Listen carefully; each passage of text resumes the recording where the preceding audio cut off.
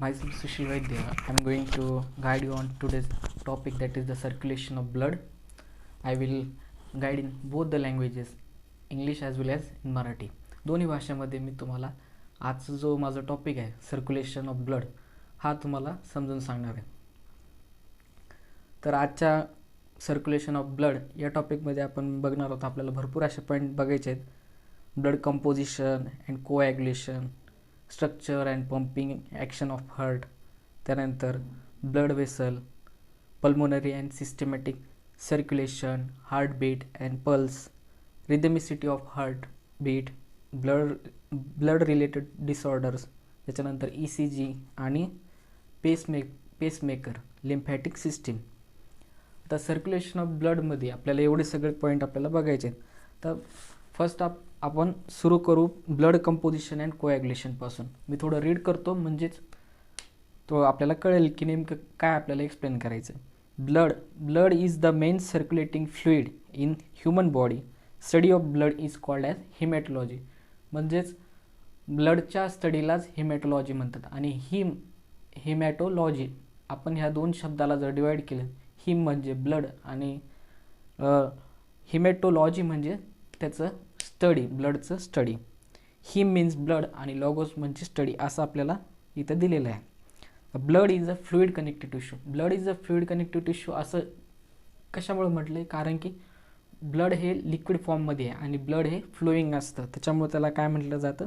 Blood is a flowing connective tissue. त्याच्यानंतर ब्लडचं composition कसं आहे? आता ब्लड आहे कसं? It is a bright red, slightly alkaline. After that, pH of blood is 7.4 and the average size of adult has about 5 liters of blood which constitutes about 8% of total body weight. म्हणजेच आपल्या average size आपल्या प्रत्येकाच्या बॉडीमध्ये adult साईजमध्ये 5 litre हे blood आढळलं जातं, म्हणजेच असतं. आणि टोटल 8% ऑफ टोटल बॉडी हे त्याच्या वेटनुसार असतं. आता नेक्स्ट पॉईंट आहे composition of blood. Composition of blood म्हणजे काय की नेमकं रक्तामध्ये नेमके कोणते घटक प्रेझेंट आहेत. ठीक आहे, आता तेच आपल्याला बघायचे. Blood is a compound of 2 main components, plasma, त्याच्यानंतर ब्लड कॉर्पसल्स. आता याचं कंपोजिशन किती? आता ब्लडमध्ये प्लाझ्मा हे 55% आहे आणि कॉर्पसल्स हे 45%. आता आपण बघू प्लाझ्मा म्हणजे नेमकं काय. Plasma is a straw colour. Straw colour म्हणजे जे ज्यूस पिण्यासाठी आपल्याला स्ट्रॉ आपण वापरतो, सेम त्याच कलरमध्ये प्लाझ्मा असतो आपल्या ब्लडमध्ये प्रेझेंट. तर blood plasma is a straw coloured, slightly alkaline and viscous fluid. It contains 90 to 92% water and 8 to 10% of solutes, most of the which are proteins. 7% of plasma proteins and serum albumin हे ब्लडमध्ये present आहे. आता serum globulin and heparin, fibrinogen and prothrombin हे सगळे घटक प्लाझ्मामध्ये present आहेत. आता other solutes in plasma include. आता प्लाझ्मामध्ये अजून दुसरे कोणते घटक आहेत? Nutrient such as glucose, amino acids, fatty acids and glycerols, nitrogenous waste such as urea, uric acid, ammonia and creatinine, gases like oxygen, carbon dioxide and nitrogen, regulatory substances like carbon dioxide, nitrogen, regulatory substances like bicarbonates, chlorides, phosphates, sulfates of sodium, potassium, magnesium etc. हे सगळे content प्लाझ्मामध्ये present आहेत. Blood corpuscles. आता next, blood corpuscles are suspended in plasma and are of 3 types. Erythrocytes म्हणजेच RBC, leucocytes म्हणजेच WBC आणि thrombocytes म्हणजेच platelet. हे 3 मेन कंपोनेंट आहेत जे ब्लडमध्ये प्रेझेंट आहेत. आता इरिथ्रोसाइट्स म्हणजेच काय? RBC ह्या रेड ब्लड कॉर्पसल्स आहेत. आता इरिथ्रोसाइट्स ह्या कशा आहेत? Erythrocytes are circular, biconcave, non nucleated cells, nucleated in camels. The size of about is 7 micrometer in diameter and 2.5 micrometer in thickness. म्हणजेच RBCची साईज ही 2.5 मायक्रोमीटर ही थिकनेस आहे. आणि there are about 5.1 to 5.8 million RBCs present in our adult body male, म्हणजेच 5.1 to 5.8 million RBCs per cubic mm of blood in adult male and 4.3 to 5.2 million cubic per mm in adult female. Male आणि female मध्ये हा difference आहे. This is called as the total RBC count. Average life span of the RBC is 120 days. म्हणजे RBCचा life span हा 120 days आहे. आता पुढे the formation of RBC is called as erythropoiesis. हा MCQ बऱ्याचदा परीक्षेमध्ये येतो की formation of RBC is called, तर त्याचा आन्सर आहे इरिथ्रोपॉयसिस. तर पुढे इन फिटस म्हणजेच गर्भाशयामध्ये it occurs in liver and spleen, whereas in adults it occurs in red bone marrow. The old and worn off out RBCs are destroyed in liver and spleen. Increases in the number of RBCs is called polycythaemia. म्हणजेच liver आणि स्प्लीनमध्ये RBCची increase होते त्यालाच काय म्हणायचं, polycythaemia. Whereas decrease in their number is called as the erythrocytopenia. Now next, the cytoplasm of RBCs contain respiratory pigments called as the hemoglobin. म्हणजे cytoplasm of RBC मध्ये काय present आहे की रेस्पिरेटरी पिगमेंट प्रेझेंट आहे. आता पुढे which helps in transport of oxygen and carbon dioxide. म्हणजे oxygen आणि कार्बन डायऑक्साईड हे कॅरी करण्यासाठी मदत करतं. आता the normal haemoglobin content in adult 100 is 13 to 18 gram per ml. 100 ml of blood and 11.5 to 16.5 gram per 100 per ml of blood in adult female. Less amount of hemoglobin leads to anemia. Now RBCs transport oxygen from lungs to tissue. RBC हे oxygen कुठून कुठं transport करतात, लंग्सपासून तर टिश्यूकडे. And carbon dioxide from the tissue to lungs. They maintain blood pH as haemoglobin as a buffer. म्हणजे ब्लडमध्ये बफरचं काम हे कोण करतं, maintains the RBC as the haemoglobin pH in the blood. Now they also maintain the viscosity of blood. Now next point that is the leucocytes. आपण आता बघणार आहोत ल्युकोसाइट्स म्हणजेच WBC म्हणजेच व्हाईट ब्लड कॉर्पसेल्स. तर leucocytes are colourless nucleated amoeboid and phagocytic cells. Due to their amoeboid movement they can squeeze म्हणजे ते एका जागेवर असे स्क्वीज होऊ शकतात, बारीक होऊ शकतात, त्यालाच म्हणतात स्क्वीज. आता दे can squeeze out of blood capillaries. This is called as the diapedesis. म्हणजे ह्यालाच काय म्हणायचं, डायपेडेसिस. ल्युकोसाइट ह्या सेल्स एका जागेवर स्क्वीज होतात त्यालाच काय म्हणायचं, diapedesis. The size is about 8 to 15 micrometer. There are about 5000 to 9000 WBCs per cubic mm of blood. This is called as the total WBC count. आणि याचा काउंट हा किती 5000 ते 9000 WBC पर क्युबिक mm आहे. The average life span is about 3 to 4 days. ल्युकोसाइट्सचा lifespan हा 3 to 4 days आहे. आपण याच्या आधी इरिथ्रोसाइट्स पाहिलं. इरिथ्रोसाइट्सचा लाईफस्पॅन हा 120 days असतो. आता formation of WBC is called as the leucopoiesis. It occurs in red bone marrow. म्हणजे WBCचं हे फॉर्मेशन यालाच काय म्हणतात, leucopoiesis. It occurs in the red bone marrow, spleen, lymph node, tonsils, thymus and Peyer patches मध्ये हे leucopoiesis हे आपल्याला आढळलं जातं. आता पुढे increase in the number of WBC is called as the leucocytosis. म्हणजे WBCच्या मध्ये वाढ झालेली असली तर त्याला काय म्हणायचं, leucocytosis. Whereas decrease in the number of is called as the leucopenia. Leukaemia is a pathological increase in the number of WBC and is commonly called as the blood cancer. आणि यालाच काय म्हणायचं, blood cancer. The dead WBCs are destroyed in the phagocytosis in the blood, liver and lymph node. Leukocytes are of two types. आता ल्युकोसाइटचे 2 types, ग्रॅन्युलोसाइट्स आणि अग्रॅन्युलोसाइट. आता ग्रॅन्युलोसाइट म्हणजे काय, ग्रॅन्युलोसाइट show granular cytoplasm and lobe nucleus. They are of three types: neutrophils, eosinophils and basophil. ग्रॅन्युलोसाइट्स मध्ये तीन type पडतात. एक आहे न्यूट्रोफिल, इओसिनोफिल आणि बेसोफिल. नेक्स्ट आता पुढचा पॉईंट आपण बघू की न्यूट्रोफिल्स म्हणजे नेमकं काय. Neutrophils is a cytoplasmic granules, म्हणजे हे बारीक बारीक ग्रॅन्युल फॉर्ममध्ये असतात. Neutrophils are stain with neutral dyes. Neutral डाईजने ह्याला काय केलं जातं, स्टेन केलं जातं. The nucleus is 3 to 5 lobe hence are called as the polymorphonuclear leucocytes और पॉलिमॉर्फ्स, आणि यालाच पॉलिमॉर्फ म्हटलं जातं. The constitute about 54 to 62% of the total WBC. They are phagocytic in function and engulf the micro organism. Engulf म्हणजे काय, गिळून घेणे. आता हे न्यूट्रोफिल्स काय करतात, मायक्रो ऑर्गॅनिझम इनगल्फ करतात. आता नेक्स्ट पॉईंट आहे की इओसिनोफिल्स, म्हणजेच इओसिनोफिल्सलाच सुद्धा ॲसिडोफिल्स असं म्हटलं जातं.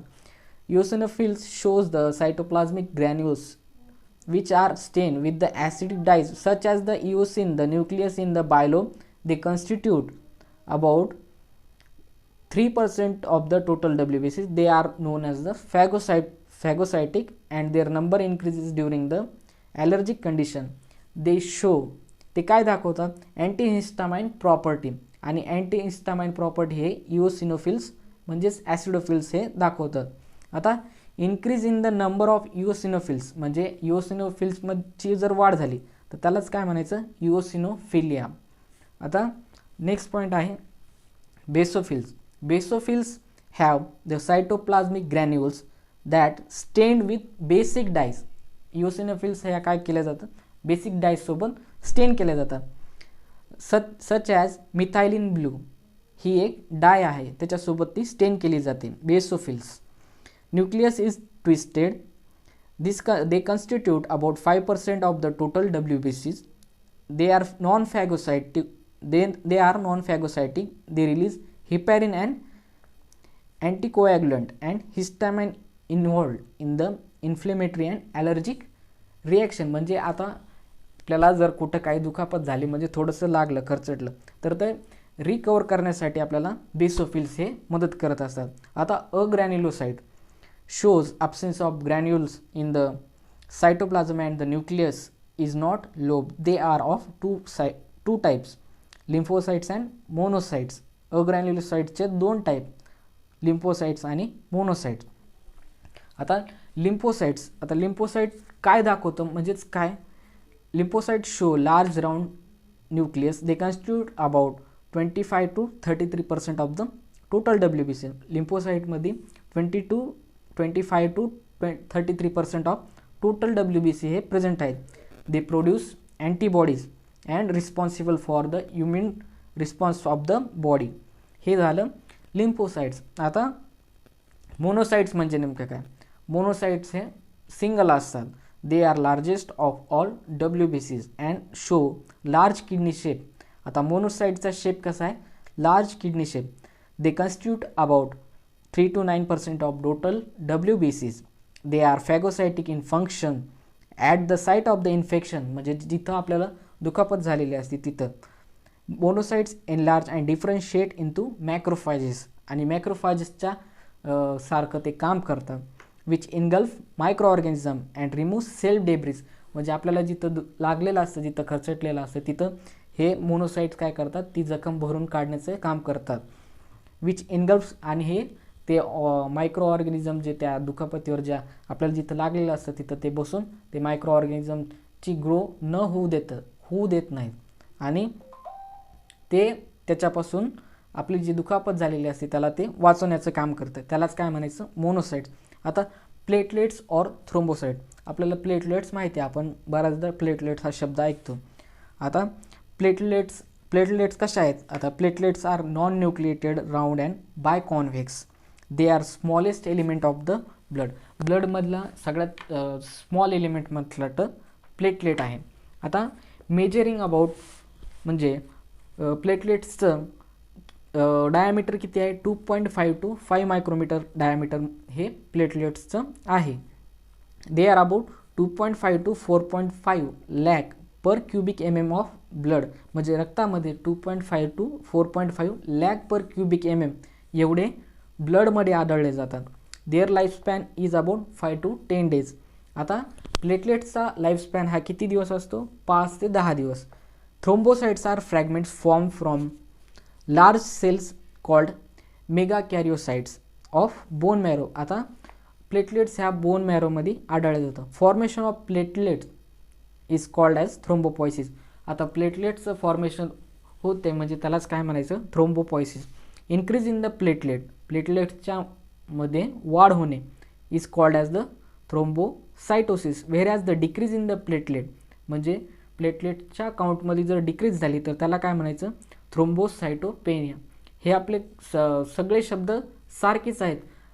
इरिथ्रोसाइट्समध्ये असेल, त्याच्यानंतर ल्युकोसाइट्समध्ये आपण बघितलं, त्याच्यानंतर न्यूट्रोफिल, बेसोफिल, इओसिनोफिल्स ह्याच्यामध्ये सायटोपेनिया आणि पॉयसिस हे 2 शब्द कॉमन आहेत. आता जिथं आपण फक्त लक्षात ठेवायचं की कुठं इन्क्रीज होते आणि कुठं कमी होते आणि डिक्रीज होते. ठीक आहे. Thrombocytes aggregate at the site of the injury and forms a platelet plug. They release thromboplastin which helps in the clotting of blood. आता thrombocytosis aggregate at the site of injury, म्हणजे जिथं लागलेलं असतं तिथं platelet plug. They release thromboplastin which helps in the clotting of blood.